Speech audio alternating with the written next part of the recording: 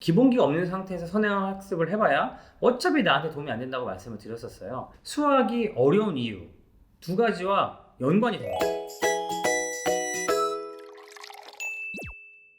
제가 지난 영상에서 선행학습보다 후행학습이 중요하다라고 말씀을 드렸더니 많은 분들이 공감을 해주셨는데, 어떤 분들은 그래도 이게 초등학교 때까지만 그런 거고 결국은 나중에는 선행학습 해야 되는 거 아니냐, 또 어떤 분들은 그건 현실과 좀 동떨어진 얘기 아니냐, 다 선행을 하는데 우리 애들만 안 한다고 되겠느냐. 그래서 제가 왜 선행학습이 대부분의 학생들에게 필요가 없는지, 소용이 없는지에 대해서 좀 얘기를 해보려고 합니다. 제가 정말로 현실을 몰라서 그렇게 얘기를 했겠어요? 선행학습 얘기를 하면서 피지컬 그리고 기본기 얘기를 했었습니다. 피지컬이 없고 기본기가 없는 상태에서 선행학습을 해봐야 어차피 나한테 도움이 안 된다고 말씀을 드렸었어요. 수학이 어려운 이유 두 가지와 연관이 됩니다. 첫 번째는 뭐냐면요, 수학은 지금까지 배운 것들을 써먹는 과목이라는 거예요. 수학은 내가 배운 거를 토대로 내가 여태까지 접해봤던 문제를 한번 해결해봐 라고 우리한테 문제를 주는 그런 과목이라는 거죠. 수학은 지난번에 배웠던 거를 계속 써먹는 과목이다.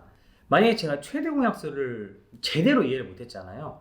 그럼 최대공약수는 왜 배우느냐? 결국은 분수를 계산하기 위해서 우리는 최대공약수를 배웁니다. 근데 분수를 계산을 못하잖아요. 그럼 유리식의 계산을 할 수가 없어요. 유리식의 계산을 못하면 어떻게 되냐면 나중에 수열이나 이쪽에 계산을 하기 힘들어집니다. 그럼 수열을 못하게 되면 어떻게 되냐? 미적분을 못하게 되는 거예요.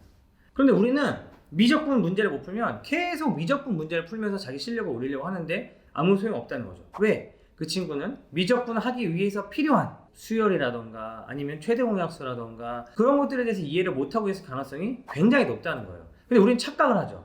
예전에 배웠고 예전에 문제를 풀었기 때문에 나 그걸 할 수 있다 라고 생각하는데, 제 기준에는 그건 할 수 있는 게 아닙니다. 두 번째로, 수학은 다른 과목들과는 다르게 문제 해결 능력을 요구하는 과목이라는 거죠. 국사 같은 과목들도 유추는 합니다. 주어진 지문을 보고 여기서 이 시대가 반영하는 것과 유사한 것을 고르시오, 뭐 이런 문제들도 있죠. 하지만 수학은 다릅니다. 여태까지 내가 접해보지 않았던 문제를 풀어야 돼요. 너 이거 배웠지? 그러니까 이거 한번 해결해봐 라고 하면 그 문제에 대해서 쉬운 문제든 어려운 문제든 크든 작든 나만의 전략이 필요한 그런 과목이라는 거죠. 그런데 이런 전략을 세우려면 내가 스스로 생각하는 힘이 있어야 됩니다. 기존 유형으로 커버가 안 되는 문제들을 해결하지 못하는 친구들은 그런 생각하는 능력이 아직 없다, 수학적으로 그런 문제 해결 능력이 부족하다라고 말할 수가 있다는 거죠. 그런데 내가 선행학습을 하면 점점점 그런 생각하는 능력, 문제를 해결할 수 있는 능력이 생길까요?